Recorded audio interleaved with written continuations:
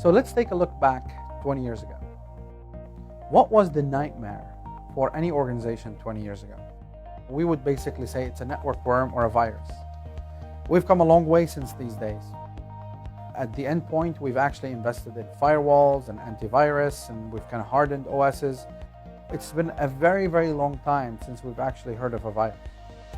Where we've seen actually attacks and exploits go is to the network, from the endpoint to the network.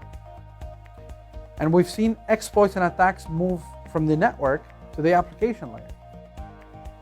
So Infoblox introduced some of the most sophisticated capabilities in actually protecting network protocols such as DNS and the likes of DHCP, and provided some incredible amount of instrumentation to provide wire speed analytics and DPI to basically harness whether there's actually attacks that are coming to cripple the server and actually block those and report on them, or malware that may be actually coming in, or even attempts as data exfiltration, bypassing all security mechanisms and DLP solutions that are in place and leaking sensitive and unauthorized data for organization, or in like service provider networks, DNS tunneling, where you can actually get around the OSS and the metering of the service and actually steal, service from service providers. Because of where we sit in the network, we have access to some incredible information.